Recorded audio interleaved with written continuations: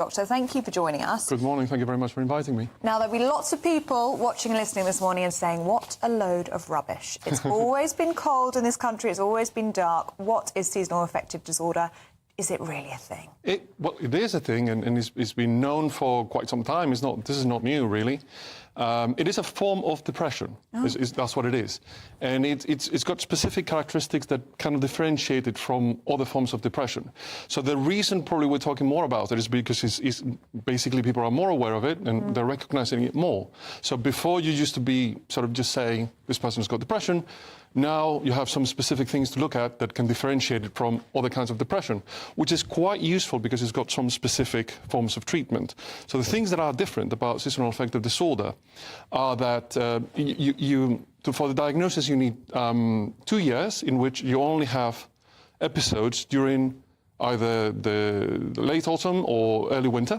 So that's when they start, and they fade away by late spring, summer. Early summer. So that's how it works. And you cannot have any episodes at any other time. So it has to be seasonal, specifically seasonal. GBNews, the People's Channel.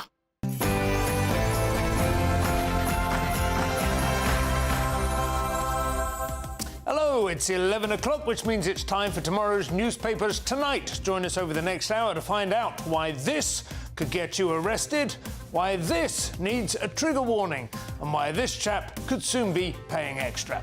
I'm Simon Evans. Tonight's comedians are Steve N. Allen and Kerry Marks. This is Headliners.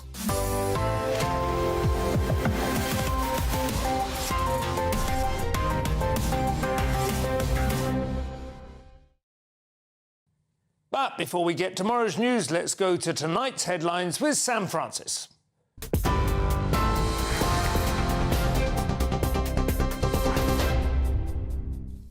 Very good evening to you. From the newsroom, the top story tonight. The Prime Minister, Sir Keir Starmer, and the King have paid tribute to the victims of a plane crash in South Korea that killed all 179 passengers and most crew on board. The Boeing jet carrying 181 people skidded off the runway, crashed into a fence and caught fire after its landing gear failed to deploy. Emergency responders rescued 2 members of the crew, while investigators now consider factors like a possible bird strike that could have caused engine failure. While the crash is one of South Korea's deadliest, with only the tail of the aircraft now remaining recognisable. Earlier, travel and aviation expert Sally Gethin spoke to us about the events that led to the crash. Seems to have suffered a catastrophic bird strike, which might sound nothing in the scheme of things, but actually, when you consider the powerful engines on board, any bird strike is very critical in a case like this. And that triggered a chain of events where the pilots could not keep in control. They could not deploy the landing gear in time. And then they ran out of runway effectively at that point. They skidded off the runway and they ran right into a wall. They have recovered one of the black boxes. Once they've recovered both black boxes, the investigation will begin properly. The government says that ruthless criminals are responsible for the deaths of 3 migrants after a small boat capsized in the Channel this morning. A major rescue operation near Calais saved 45 people, with 4 still in hospital. Authorities warn the death toll could rise further. It follows news that over 1,300 migrants have now crossed the Channel since Christmas Day, despite the government's promise to smash the gangs behind the crossings. Labour is facing a countryside crisis as new polling has revealed that rural voters are angry over a planned tax raid on family farms. A poll in the Telegraph newspaper suggested that only 1 in 5 believe that Labour cares about countryside communities. Sir Keir Starmer's approval ratings among rural voters are being described now as catastrophic, with concerns mounting over his so-called family farm tax. The Prime Minister is also under pressure to address backlash after a major speech called his plan for change. The Education Secretary says that tax breaks for private schools are a luxury we can't afford ahead of a new policy coming into effect. Bridget Phillipson has defended the plan to end exemptions, claiming it will raise £1.8 billion each year to, she says, fund state schools and recruit more teachers. Critics, though, including the Conservatives, say it's a vindictive policy that will only hurt children's education. The government insists the policy is supported by middle-class parents who are struggling with private school fees and believe that better funding for state schools will improve life chances for everyone. And the UK has pledged millions more to help investigate Russian war crimes in Ukraine. The government's announced an additional £4.5 million to support bodies like the Ukrainian Prosecutor General's office in holding war criminals to account. It follows an earlier pledge of more than £6 million for war crime prosecutions. It comes as the United Nations has already confirmed war crimes have been taking place during the conflict, citing evidence of executions and of torture. Those are the latest headlines for now. Plenty more still to come. I'll be back with you in an hour. For the very latest GB News direct to your smartphone, sign up to News Alerts by scanning the QR code or go to gbnews.com/alerts.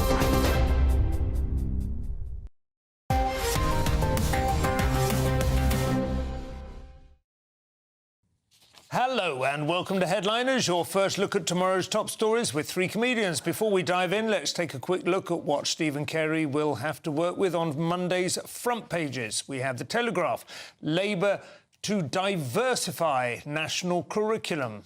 The Labour plan want to stop the cost of living squeeze, voters warn PM. The Daily Express, beware risks of weight loss drugs. Bought online. The Times, rising toll of young adults too ill to work. The Mirror, end cosmetic apps. Carnage. And finally, the Daily Star, and they have Vladdy Horrible. OK, let's have a closer look at the front pages. We'll start with the Times, Steve. Well, the Times, they've got Jimmy Carter, former US president, dies aged 100, and it's one of those stories where when someone reaches that age and has achieved that much, you just got to say, all right, good innings, well done. Very good innings. In fact, the classic good innings, 100. But I suppose there's also a time to reflect almost not just on a life well lived, and he did have an extraordinary second act, or third act even. I suppose the first act was the peanut farming. Yeah. Well, yes, peanut and then presidency and then Nobel Prize. So who knows what Biden's going to go on to do? Yes, absolutely. He was... Is that how it works? He had a very... I mean, he had a mixed bag as a presidency. I think many people felt that he underestimated. He was out of his depth to a large extent. Yes. He didn't have the Rolodex, but he did use it as a platform to launch himself into a far more worthwhile career than most presidents do afterwards, essentially. Most of them hit the lecture circuit and just start... What did he... I don't know. What did he do? Well, he established the Camp David peace talks. I mean, well, I know that, but I mean... all of that, you know, it was... Largely, he hosted talking shops, mostly to do with Middle East peace crisis. Oh, was Camp David after he was president? Yeah. Oh, was it? I didn't realise that. I don't remember much about it. I remember I was 15 by the time he stopped being president, so but I remember the peanut thing was massive. Yeah, everyone made a big thing about it. I don't know why, even as a child, I knew that there was a president who was a peanut farmer, as if that was, like, really, really important. Well, the reason was he was very similar in that regard to Donald Trump. The point was he wasn't a professional career politician. He had come into it very late in life, and in a single leap he made it into the White House. And he had no contacts, he had no favours, he didn't know where any bodies were buried, and he had no way of strong-arming people to follow his... Presumably this was before peanut allergy was a big thing as well, wasn't it? So, you know, we don't know how many people he killed, really. Now people will look at it differently. All those that he saved, yeah, but think of the death toll. Also on the front page, though, this is the shocking one. Young women more likely to be out of work sick than with children. I mean, you could do both. Come on, aim higher. But this is because, this is the figures on who are economically inactive. And that was in the news a few weeks ago as well, that there was, I think it was Yvette Cooper, saying that she didn't like that phrase. Because, you know, the idea of you just have to find a phrase offensive. That's already the euphemism one, isn't it? Like... What's the phrase she doesn't like? Economically inactive. Yeah. So That's an extraordinary... As against layabout or ne'er-do-wells. They're the ones that we used to use. Swinging the lead. Them up, but it's now... We're up to 9.3 million people who are not in work or seeking work. But the shocking one is that a decade ago, it was 500,000 women between 16 and 24 who are out of work because of families. That's dropped to 93,000. Meanwhile, from 52,000 to 117,000 out of work due to illness. So it's the first time there's been this crossover. And there's been, I mean, part of this comes down to men. It's our fault. We've doubled the number of men who don't work because we're looking after families. This is catastrophic. This is civilisational, isn't it? What are we going to do about it? Do you think it's end times? I think so. Well, we cannot compete. Obviously, we're losing. There's a massive brain drain. Everyone's going to America, where they offer far better rates of pay for medics and, tech and so on. Everyone comes out of university with anything better than a 2-2, immediately buys a ticket to somewhere. Yes. And people in the middle office, you know, middle tier, are just staying at home sick. I mean, you know, and it's going up. But it's also they put 3/4 of those off. Say they have no interest in working. No. Like everybody else is like, oh, I really am interested in working. I love it. I'm afraid. But it's also it was obfuscated for a while because they didn't realise the figures had changed so much because of the number of women who they assumed were looking after sick members of the family or raising children and so on. So it's been kind of a success of feminism, I guess, that women aren't having as many children now and making as big, you know, and being more career-minded. But then they're not doing that either. Not doing that either. We need to they just don't want to work. We need to reintroduce shame. I think that's the only possible lever we still have. A slight pushback would be, imagine an economy where most of the women didn't work. I mean, that's happened. Yeah. You just have to pay the blokes loads more. And then we've got the plane crash at the top of the page there, which does not seem to be dominating the front pages as much as I thought it might. No, that's true. I mean, there's more of a graphic picture on the front page of The Guardian. OK. What do you want to mention that, Kerry? Yeah, no, you're on The Guardian. You're on it, but... we do have more of a... You know, it is a dramatic picture, isn't it? You've seen the footage?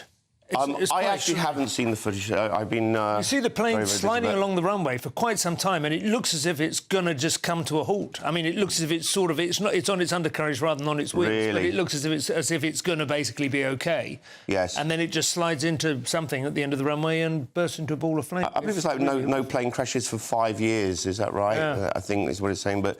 that doesn't even sound that good to me, 5 years. I thought there's the guy Matthew Syed wrote a book, Black Box, all about how they had developed a protocol in the aviation industry for addressing every fault, and it was what he said was this is what we should roll out across every endeavour in humanity. You know, aviation has virtually eliminated danger, and it's just had a terrible week. I was looking at... everyone knows it's the safest form of transport, like Superman says it in the film, right? Yeah. But this is when you look at number of deaths per mile. And the number of deaths are low because the accidents are infrequent, but the number of miles, it's kind of cheating on the denominator, isn't it? Yeah, it is. You get the number of how far you'd have to walk to compete with the number of miles. So no wonder walking. So if you did it as a number of hours... I think you would still be OK. Also, if you're walking through the air or driving through the air, then you don't have an accident, are you? So it's not really a fair comparison at all. No. Getting a little bit of a Christmas snowman reference in there as well. Yes. You can sing it if you like. What else have they got in The Guardian there, Kerry? OK, so safety checks ordered amid fears of defects in thousands of schools. So these are all schools built post-war that are now crumbling all over the place and everyone's getting ill from everything. And it says after the I didn't know this expression, the reinforced autoclaved aerated concrete crisis. That's a crisis that needs a better name, isn't it? It doesn't roll off the tongue very much. But just call it RAC, which is sexy, isn't it? Yeah, but then you have to say, what's RAC? And someone will say the reinforced autoclaved aerated concrete crisis. Is that one of those, like, that advert for McDonald's where you have to name all the ingredients in a Big Mac and then you get out of school? But, yeah, it's... so they've got to look at hundreds of schools, 3,600 system-built schools out of a total of 13,800. So it's just a massive endeavour, isn't it, to find out what's going to fall before... the fear is of ceilings just literally falling down mid-class. Is that schools falling on children is so unpopular with the public. They really don't like it. But it would focus the mind. I think that's what school kids need. Well, hearing Hearing it creak above your head. Even if it's not a dodgy school, play that sound in. We need to get through this before the ceiling comes down. It's your own lives you're wasting. Kerry, the Express you're on as well. Oh, an Express? Right. Okay. We seem to have lost one. The eye. I think you want the eye, do you? The eye.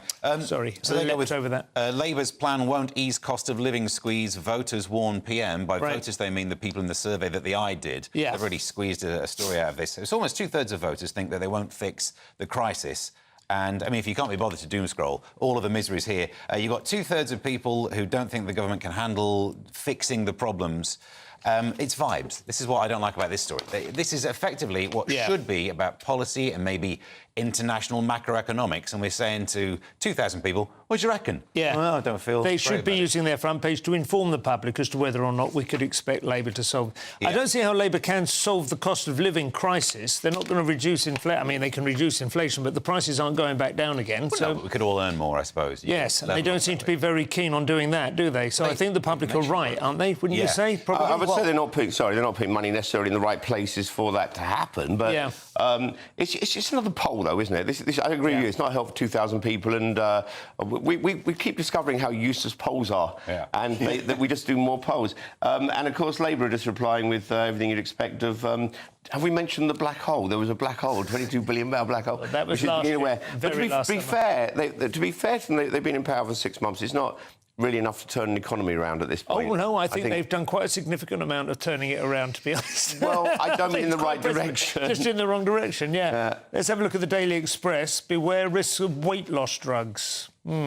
OK, so these are the... I think they're just warning you not to buy them online, because would you believe that online you're not going to get as good a service and be able to trust what you're buying? So the drugs themselves... That would just seem a fact, wouldn't it? The drugs themselves are OK, you think, as long as you get them through prescription rather than just... I don't know. We're only beginning to hear... This has all been fairly recent with all the weight loss drugs, and we're hearing of side effects already. Okay. We're hearing more as it goes, and... I think it's still too early to say. Do you have a strong opinion on this? No, I was listening to a podcast about it today, actually. And because there was a thing in the news about it being linked to potentially lowering the risk of Alzheimer's, which is obviously worrying. Absolutely, yeah. With the family that I've got, I was like, I'll read more about this. But, I mean, we don't know yet. It's because they have done quite a bit of research, because it's been around as a diabetic drug. Well, so have you. You listen to a podcast. That's more. Look at you. Many. But... yeah, it's only recently that it's been available for just, rich people to go, I'd like to be slimmer, please. Yeah. That's the thing. There's no point taking a medicine if you don't have something worth curing, because then the side effects will be worse than Anecdotally, my wife and I watched a certain amount of light entertainment television over Christmas and just noticed more than one presenter looking substantially thinner and even a little more haggard than they used to. And I wonder whether it's becoming, available in the sort of Judy Garland apple and coffee kind of regime, as much as it is for people who have serious weight loss issues. Do you think it's an Ozempic look? Yeah, a certain I think style there of is, thinness. Probably a downturn in cocaine sales. We should better spot it that way. I don't want to mention any names, but if the Have I Got News For You panel are looking for a new presenter. Anyway, that's the front pages, fully looked at. Coming up, the war on flotation devices, the unbearable entitlement of working from home. All coming up. This is Headliners, only on GB News. This is GB News, Britain's news channel. Well, joining us now is Feng Shui expert Karina Sophia, who's going to share some of the best ways to ensure that our homes are still feeling calm as well as beautifully decorated this Christmas time. One of the Feng Shui myths is that Feng Shui is all about moving furniture, and it isn't at all. Oh. Well, there is a little bit of that. It is about the flow of energy, but it starts outside, so there's lots of different forms of Feng Shui. So what we're going to talk about today is one form called Flying Stars Feng Shui, and there's another one that's classical, and form Feng Shui starts outside. If a 5-year-old would walk past your house and be happy, then the energy will. I love that. So if a 5-year-old would like to see more, would like to come in and would touch anything and not get hurt, then it's a good thing and the energy is feeling good and wants to come in as well. What about the light colours? Does that matter? Does that come into play? Yes, there are different colours. Depending on the direction, the compass direction of your home, there are good colours that support energy inside the home.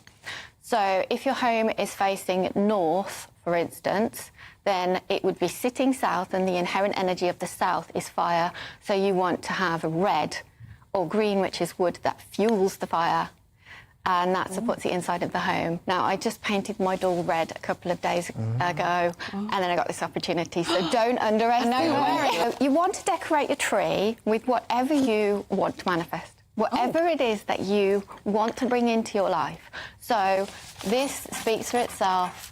It Joy. says joy. Oh. And it has a little bell I on like it. that idea. I can get on board with this. So you decorate your tree with things you'd like to see in your life. Yes. OK. So we're going to put some joy. That would be nice. GB News, the People's Channel.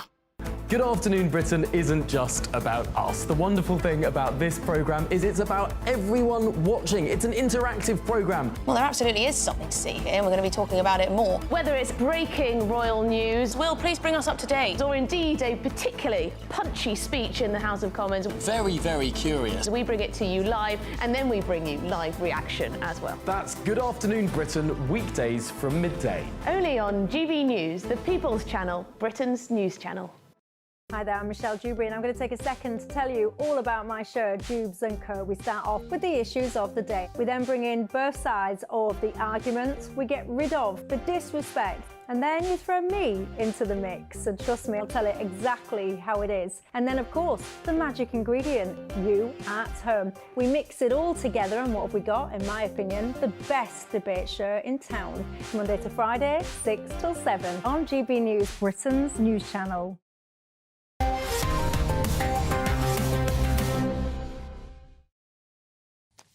And welcome back to Headliner. So, Steve, we have an interesting new angle in the Telegraph on stopping the boats. It could be problematic for the RNLI, however. Yes, well, so the plan is people smugglers caught with life jackets or dinghies to face jail under terror-style laws. So if you've got any of that kit, it's the National Crime Agency will be swooping in on you. It creates a loophole, which is effectively saying if you want to be a people smuggler, you need no life jackets and try it without a dinghy, which I think, if anything, is going to get more dangerous. But like the Terrorism Act, just having some kit will be an offence on its own if you can imply that, if you infer, rather, that you know what you're going to do. Now, here's I might be being stupid here, but most of the people smugglers we need to arrest are in France, aren't they? Well, this is what... Yes, this is down the bottom here. The border security bill is not extraterritorial, which means... No. We might be able to smash the gangs, but only those small niche gangs that are smuggling people out of the UK. Yeah. That's the one thing we didn't want to do, so this could go the wrong way. And, you know, if it works, fair enough, but it's all very well having a law. Catching people breaking the law is the issue. It's already illegal to smuggle people in, but if you catch someone in possession of a boat full of people, you think you could be getting them first, and that doesn't seem to be happening. And we paid a lot of money, didn't we, to various agencies, to the French, and they wasted that money. In fact, they deliberately looked the other way, as far as we can tell. I mean, there's no significant escalation in determination here, is there? There's a lot of paper shuffling. The embarrassing bit is they say, well, if this law is good, maybe it'll catch on. Effectively is the plan. Like, maybe France might like it and copy it. What do you think, Kerry? Yeah, the French largely see it as our fault that we're people, you know, magnets because we offer good jobs and NHS and so on. Yeah, this is all a bit circular to me because it's people smugglers will be caught with life jackets or dinghies, but they actually mean that the life jacket or the dinghy will prove that they're a people smuggler. So it sort of comes back on itself. All I know is I'm going to get rid of my life jacket and my dinghy because I didn't know. And we're going to see some interesting police raids now. You know, the normal police raids where you see all the guns and everything laid out, and now it's going to be a dinghy and a few life jackets. People on the Norfolk Look what we did. Broads. Yeah, totally. Possession is supposed to be 9/10 of the law, but it looks like it's now 10/10 if you have one of these things, then you are a people smuggler. And I don't know. I can see they're going to need a lot. You've got to show intent, haven't you? You can't just say you had the possession in your hands. You had to also have some people you were smuggling. You know, or something. I mean, I think that's the thing. It amounts to evidence to support the idea that you might be a people smuggler, but it's not going to be sufficient on its own, is it? You've still got to catch them with some kind of actual, you know, some money, some contracts, some evidence of having... Yeah, it can't just be a life jacket. Otherwise, the life jacket under your seat, you're going to hesitate to touch, aren't you? Because you don't want to be caught. It's not like the terror thing, because the terror thing is if you've got a bomb in your car, then you don't have to set it off to be found guilty of being a terrorist. Whereas, yeah, a life jacket seems harder to... A little innocuous, isn't it? Yeah. Kerry, another pointless and mildly infuriating poll in the Express, which finds that if Labour were to accidentally call a general election 4.5 years early, which they're not going to, could lose her seat. Yes, it's one of those speculation and pointless articles. But yes, if we were to do it right now, then according to, and it's not even a study, this is a poll, which I wish someone would do a poll of what people think of polls. I don't think it'd be that high. I had a thing a few years ago. I was talking about how if they did a poll of people who would stop in a shopping centre and answer a question, they would find out that 100% of people will do that. You know, this is the problem with polls. So yeah, it means little, but they're saying that if it was done now, then Angela Rayner wouldn't get back in, Ed Miliband wouldn't get back in, and a whole load more. And it's really, it looks like the public are moving towards, or the vote's moving towards reform. This is not, I should emphasise, this is not because the Free Palestine Independent Party has become stronger. No, this is the interesting part, perhaps, is not so much that Rayner and Miliband and so on would lose their seats, but that reform would be likely to take them. Yeah, but as you say, it's a poll. It's way too early. You know, a week is a long time in politics, so 234, very long time in politics. Yeah. And it's vibes, man. That's the thing about this. It's just, oh, what do you feel? It's also, you can say the same for the Eye in what they did. It's a newspaper thinking, let's ask a question that gives us the answer we want to put on the front page, or whichever page they've gone with. The Express want to say something good about reform or want to go, oh, Labour are messing this up. And yeah, you can find people who agree with it, rightly so, and that's just what they've done. If they say Reform UK, as they say, would take 72 seats, according to the poll, that's quite significant, isn't it? And, of course, we've had a week during which I've been off-air, but during which Kemi Badenoch has unwisely drawn attention to a sort of mechanical ticker, which is apparently assessing the point at which reform is like objectively more popular than the Tories, which is kind of big news, I think, possibly. Yeah, I'd say she's got a lot of work to do. It's still early for her as well, you know, but she hasn't made much of a hit yet. She hasn't really found her feet. So, and to be fair, when she's doing, people are criticising her for question time and so on, it's she's obviously against a very large party now on the other side, so it's not easy. No. But you also remember Margaret Thatcher didn't register at all well for a long time until she was elected, really. She wasn't good at question time and good She hadn't had her elocution lessons at that point. No, she hadn't actually, no, exactly. Yes, it's made a big difference. But there we go, another poll for us. Yeah, OK. Let's do more polls. Telegraph now, and entitlement has run riot, apparently. At least something's up on its feet, I suppose. Well, according to a poll, it's not. Yeah, so this is WFH, which is not, and I didn't even know we were shortening it to that now, but... British Home Stores, isn't it? Yeah, buy from WFH. Have you worked it out at home? Because you should do, because this is working from home. So working from home... it would make a good name for a brand of shops, like out-of-town stores where you could buy more comfy office furniture. Yeah, I could think of other words that WFH could mean, but I'm not going to say it on this programme. So, yeah, I mean, it starts off with... The article starts off with no one had a good pandemic, which is, by the way, nonsense. I loved it. I mean, a lot of us really had a good time. Our dog had a great pandemic. Really, yeah. There's people who go travelling the world to discover who they are, you know, find out who they are. And I discovered I'm a layabout. I really love not working. It's great fun. And I know I could take a few months off on my own any time, but I like the whole country to do it with me now. It's nice that way. So really, what it is some workers in the civil service now consider it sacrosanct to be able to work from home, and they're offended if they're asked to come into work.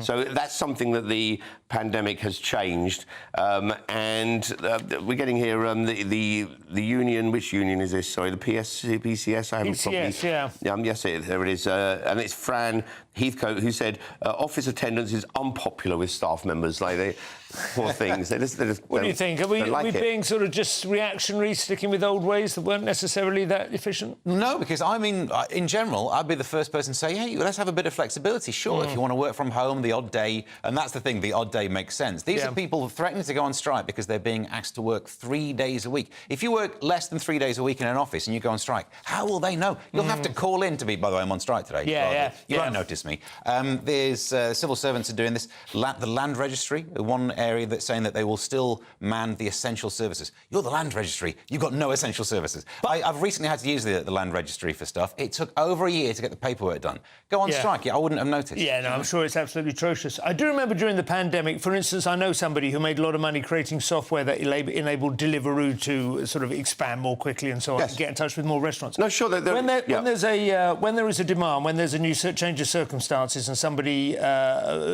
notices the need, the requirements, you can kick in very quickly, certainly in the private sector. What the civil service need to do is create software very quickly that ensures people are working efficiently at home. That's all you need, right? You don't. They've got to prove, they've got to prove it. They've got to prove they're it works. working constantly, keystrokes and so on. Because what they're saying is, no, we refuse to come. The tone of it is wrong. Yeah. But if the tone of it was, no, it's more efficient, we made it work better and so on, then that would convince... Obviously, it won't work for everyone. Train drivers can't work from home. Sandwich shops. Sandwich shops can't work. Well, they can, actually, yes. They can't work if other people are working from home. There is just one extra important thing. Another group, another department that are threatening this are also the Office for National Statistics, who don't want to go into work. Right. Where are you going to find the evidence of how... it's them. So there you go. Correct. Telegraph now, Steve. They have perhaps one of the least infuriating things about Ed Miliband, and one of the least plausible too as well. Yeah, government accused of bullying to get pylons built under Ed Miliband's net zero drive. They mean ignoring, don't they? Because bullying, no one's going to get wedged because they don't want to have a pylon. And you're right, if anyone's doing the bullying, it's not Ed Miliband. He is the bully, not the buller. We know this. So he wants to tackle the blockers to try and put more pylons in place. I understand. No one wants the pylon near them. They hum, they make terrible sounds, they look ugly. No one wanted the pylons that already exist building before they were built there as well. We probably do need to update the infrastructure. And he's vowed to take on the blockers, the delays and the obstructionists. That's not really bullying language. There's a guy called Chris Whitfield from Ardley in Essex, upset about the one that's going to run from Norfolk through East Anglia down to Tilbury. And I noticed no one from Tilbury minds. I don't know if you've ever nipped down to Tilbury. Tilbury Docks. A pylon would really brighten up the place. My parents actually live in Norfolk, and not the last time I was there, but a couple of times ago, there's a sort of local politician chap who drops in occasionally, and he was absolutely furious about this, incandescent. This was all the chat. Somebody else wants to run a cable under the sea, apparently. That's another plan, to run it all the way along the coast. In weighted... I mean, I think the people of Tilbury still are demanding some sort of vast iron structure be brought in. But, no, the people in Norfolk are genuinely against this sort of thing. Honestly, I am agnostic, but... Are you? Yeah, on pylons. I don't find them that objectionable, but perhaps that's because I've grown up with them. I don't know. Also, in East Anglia, you can see those pylons for a long way, can't you? Put some hills in the place, you only spot through you can watch your dog run away for 3 days. Are you not a NIMBY or a YIMBY? You're not a YIMBY or a NIMBY? Yeah. You're right. Yes. Not in my back I know, it sounds like that. We're in the wars of the NIMBYs and the YIMBYs. No one really wants it in their backyard, though, does it? Both of them are an exaggeration. Still to come, why Homer has a trigger warning, why the Femosphere needs one, and why everyone is in their right mind after all. This is Headliners, only on GB News. See you shortly.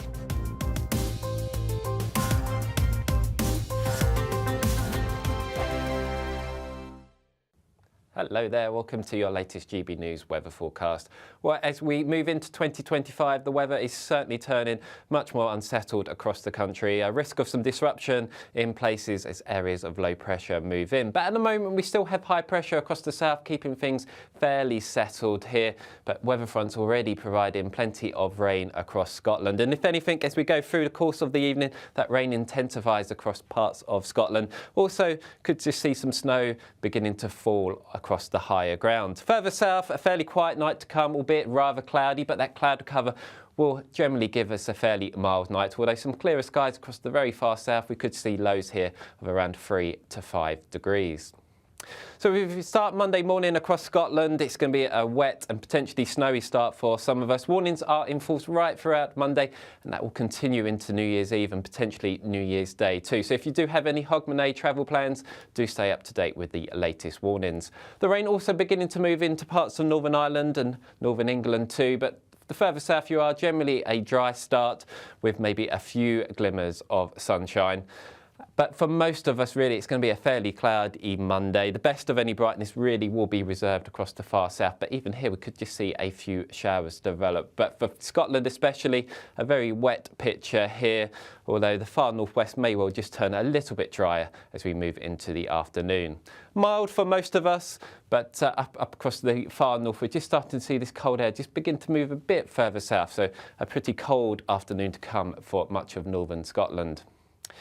Into the evening, another band of rain then begins to move into Scotland, so turning wet once again with, risk of some snow in places. Remaining fairly quiet for the time being across the south, but for all of us, as we move into 2025, it's turning unsettled with the risk of some wind, rain and potentially snow.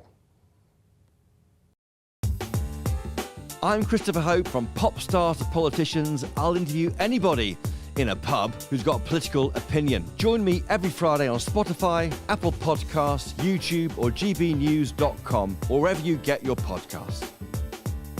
This is GB News, the People's Channel. Join me, Nana Akwe, for an informative, interactive news programme with a difference. It's fun. No, you didn't say that, Dave. I'm so surprised. I think there's an element of truth to that. Join me from 3 p.m. every weekend, only on GB News, Britain's news channel. We're proud to be GB News, the People's Channel. And as you know, we always love to hear your views. Now, there's a new way of getting in touch with us at gbnews.com/yoursay. By commenting, you can be part of a live conversation and join our GB News community. You can even talk to me, Bev Turner, or any of the members of the GB News family.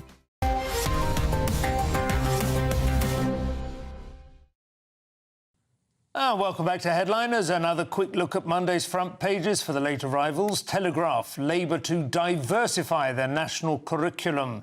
Sinister. The Eye, Labour plan want to stop the cost of living squeeze, voters warn PM. The Daily Express, beware risks of weight loss drugs that are bought online. The Times have the rising toll of young adults who are too ill to work and the death of Jimmy Carter.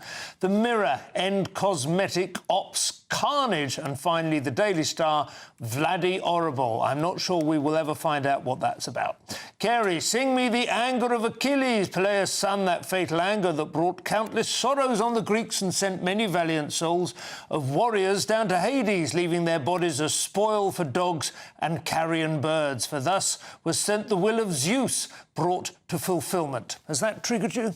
You could have given us a warning for you using language and thoughts like that. I don't even know how I can deal with that. That's I can horrifying. see the sweat breaking out on your forehead. So what's going on is the University Chiefs issue trigger warning for undergraduates studying Greek mythology. This is at University of Exeter. Of course. And trigger warnings for a start. There's been so much research on them now. They don't work. No. What they do is they focus people into the thing you're warning everybody about, and they make that such a big focus that it becomes more offensive and more upsetting than it was before. Basically, these trigger warnings are a Trojan horse for patheticising the country. I see what you did there. I like the fact you saw that. I think it's embarrassing. They're a plague of arrows. I think it's embarrassing that if we went back thousands of years, people would be unable to tell us basic stories because we can't handle them anymore. Yeah. It's insane. Fiction scares people. I understand some people are more visceral than others. You know, or get offended for other reasons. You know, I did a show a little while ago, and I was on stage, and I used the S word, and I saw a woman's face doing this, and it was almost like I was pooing in her head. You know, she was picturing it and feeling it. But I think we should be stronger than that. I don't think we should base ourselves on the people in society who can't handle a thought. I know what you mean by in general, but also specifically, if you have signed up to study the classics, nobody introduces Homer into sort of just A-level English. I mean, it's very definitely part of it's the bedrock of a whole university subject. Don't do trigger warnings. Don't do the course. Just don't take the course. Yeah, absolutely. Yeah. And I have read it, incidentally, and it's nothing like Game of Thrones. How do you read it incidentally? Were you doing other things at the same time? I mentioned it incidentally. I was a bit, I had it on headphones, yeah. But it is, you know, it's more archaic than it is triggering. It's hard to follow. Yes. Yeah, I mean, as a general subject, the classics, it's got some gross stuff. There's a lot of sleeping with your mum, I seem to notice. There's a lot of... Not in the Iliad. Not in the Iliad. Just if you're studying the classics, yeah. I'd want a trigger warning about that. But the idea that you need a trigger warning for this, it's a very specific trigger warning. I think if someone's in the lecture and you walk in and they've got their foot elevated, all bandaged up, you're like, what happened there? You'll never guess what. I got an arrow in the back of the foot. Sit this one out, mate. You don't want to hear it. Do you think possibly the University of Exeter are just trying to get themselves some publicity by, like, they know that this is red meat for chumps like us? I don't know. It's so common. It's been so common for a number of years now. People getting really upset about anything that could.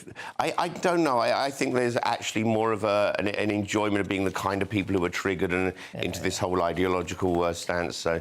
Vastly more material in the last 20 years certainly has been published in the classics, has been feminist retellings or reimaginings of the classics, including the Iliad and the Odyssey and also the Agamemnon. Natalie Haynes, who you may have gigged with on occasion, has made quite a bit of cash out of this lark. I mean, we're almost getting to the point where actually it's about time somebody turned around and did the classics from the masculine point of view. You know, Before we I don't know, forget them maybe we'll like completely. really butch it up and stick some trigger warnings back in there. Anyway, Steve, for those of us who know and love the manosphere, it is delightful to hear that the little ladies are cooking up their own adorable tribute to it. This is in The Guardian. Welcome to the Femasphere, the latest dark, toxic corner of the internet for women.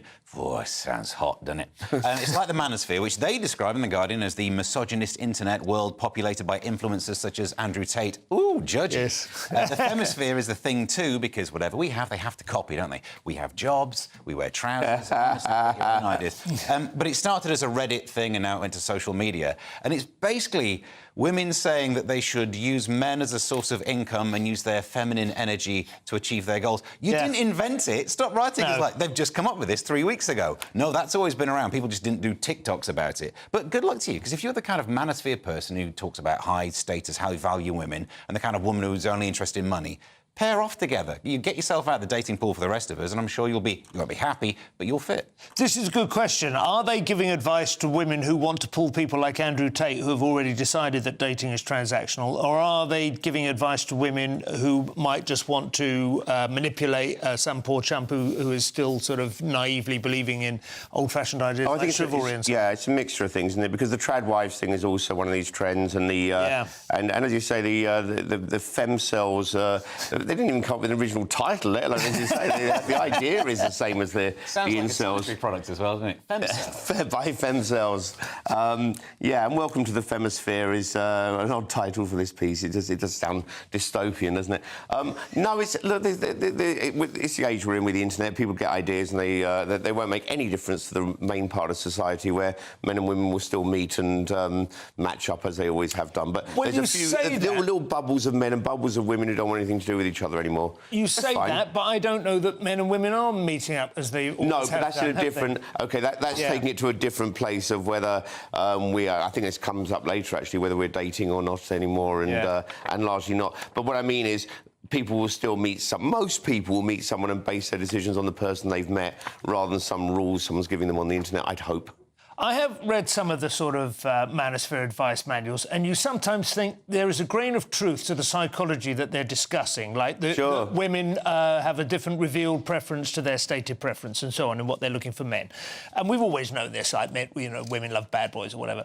The difficulty is in ever being... I mean, obviously, I'm far too, old now and sort of settled for it to be anything more than hypothetical. But it's one thing reading about this stuff. It's quite different to actually try and put it into action in a bar, isn't it? Do you know what I mean? I think a lot of people come a cropper when they try and actually, It's also that it tends to be taught by men who are good-looking, and normally the men who go to those courses are, sad people who've never been with anyone before. But, no, I think all this stuff, it suits small groups of people. And the trouble with it is, it's all based on a certain level of bitterness. Yeah. Whether it's the incels or the femcells, they have a bitterness of what they believe all men think or all women think, and they want it's a level of vengeance going on. So, Kerry, the women are finding their voice on the dark web, but on campus, a sorrier tale of zipped lips prevails, according to The Telegraph. Yes, well, I don't think it's just according to The Telegraph. I think this has been going on for a while, hasn't it, what they call woke ideology. But it's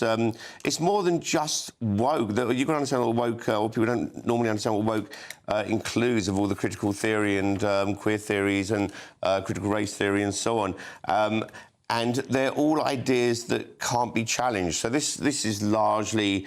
the article is about Charlotte Tredget, who I think they're just using as an example. She goes to King's College, which, of course, is way into all this stuff and also runs largely on Qatar money, which is why they also have their various anti-Israel stances and so on. And what these theories do is they rely on taking away the main body of evidence as a starting point.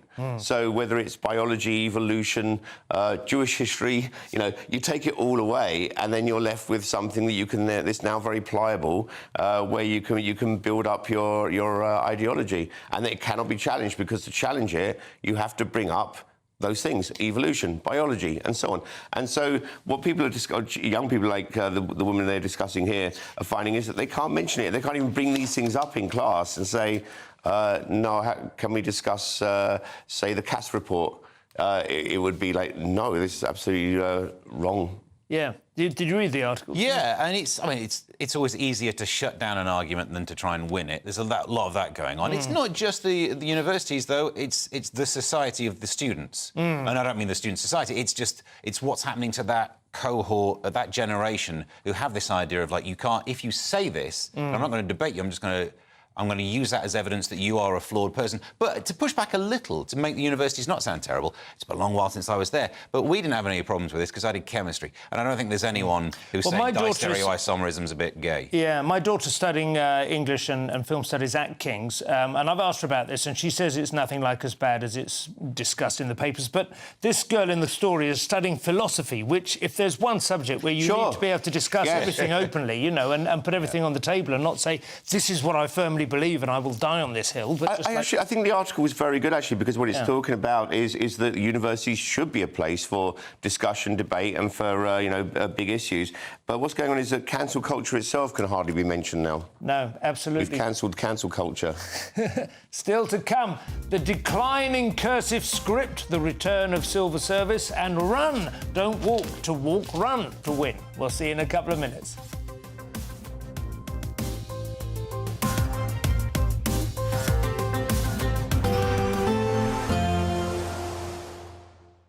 You're looking happy. Well, the forecast looks good. So you've sorted the travel insurance then? All Clear Travel Insurance sponsors GB News Travel Destinations Forecast.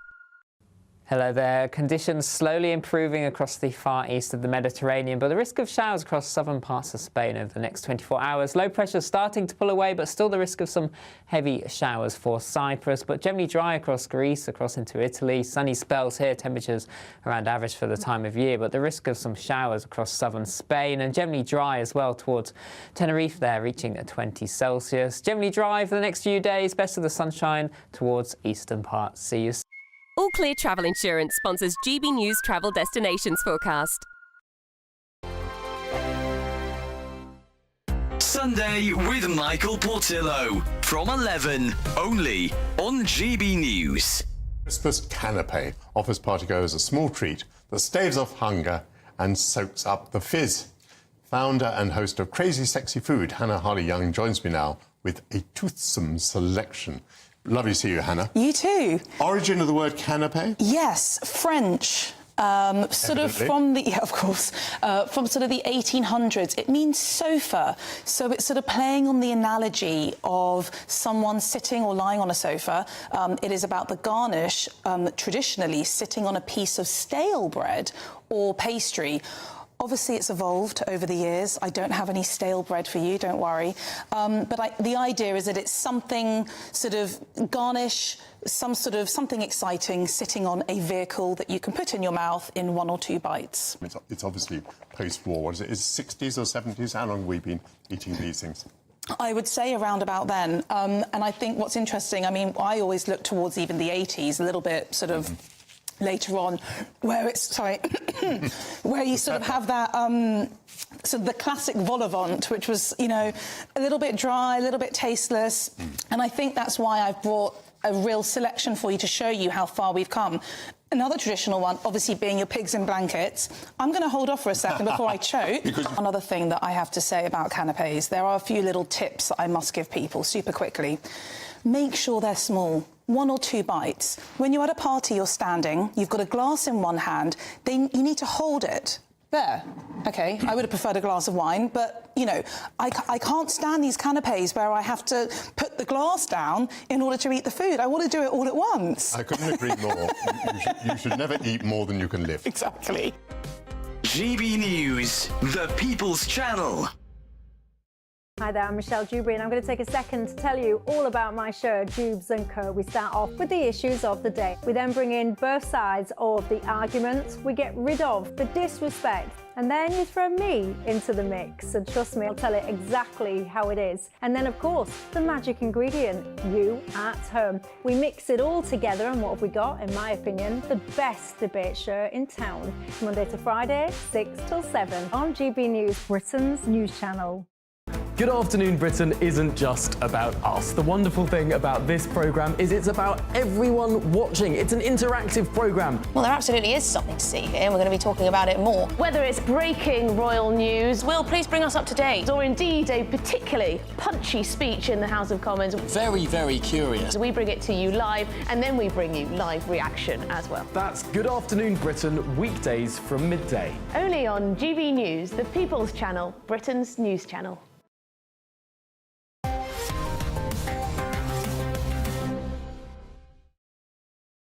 And welcome back to Headliners for our final quirky session. We have the body-shaming story now. Well, I say body-shaming or fair play. The Mail raised the spectre of heavier passengers paying their way on flights, Kerry.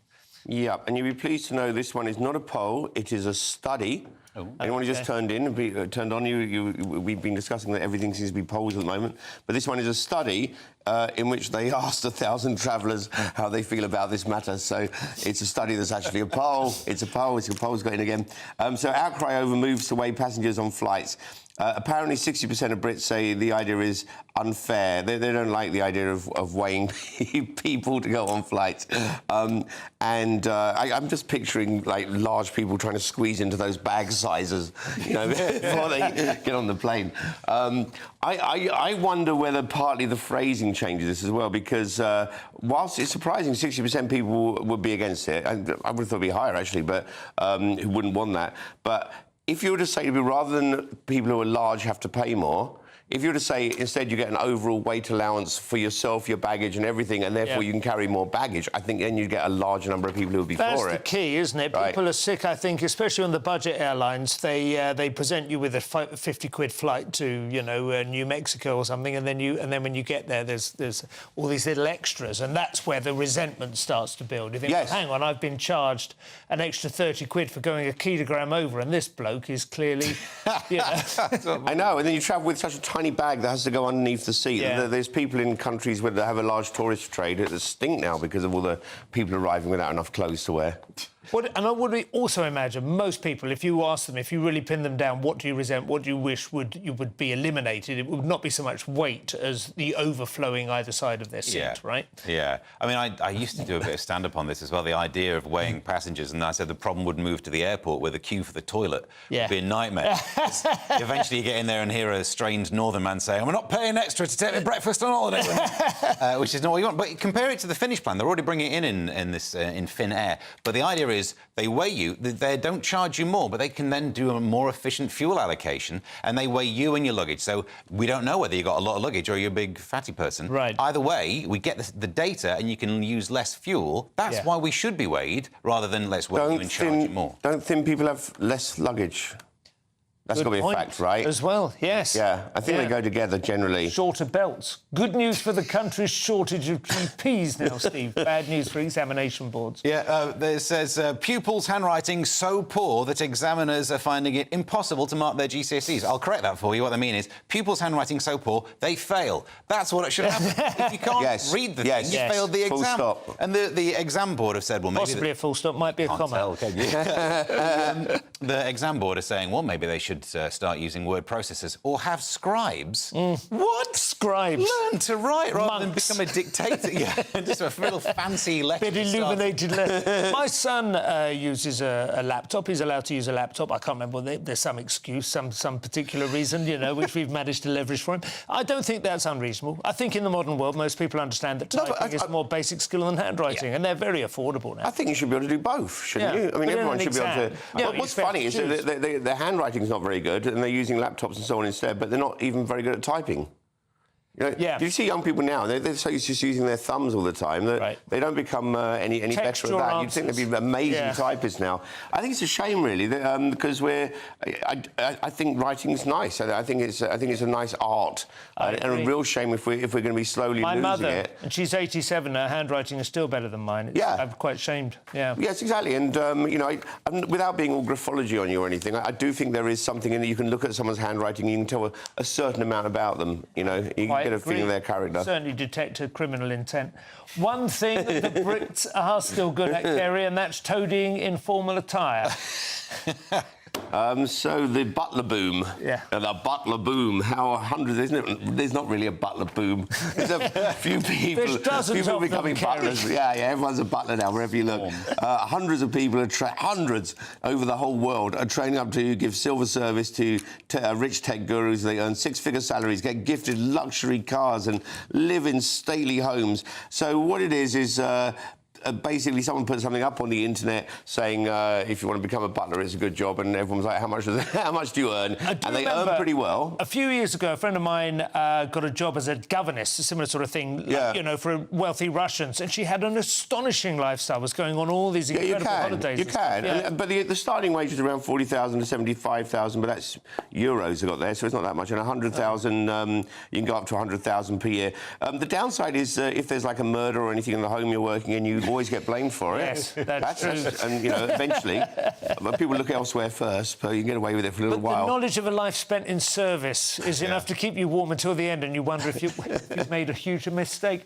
The show is nearly over. Let's take a final look at Monday's front pages. The Telegraph, Labour to diversify the national curriculum. We really should have got into that. The Eye, Labour plan won't stop cost of living squeeze. Won't stop the cost of living squeeze, voters warn the PM.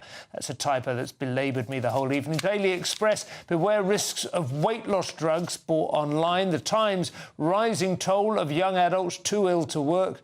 The Mirror, end cosmetic ops carnage. And finally, the Daily Star, Vladdy horrible. That's it for tonight's show. Thanks to my guest, Stephen Carey. I'll be back tomorrow night at 11 p.m, joined by Josh Howie and Aidan McQueen. If you're watching at 5 a.m, stay tuned for breakfast. Otherwise, thank you for your company. Sleep well. Good night.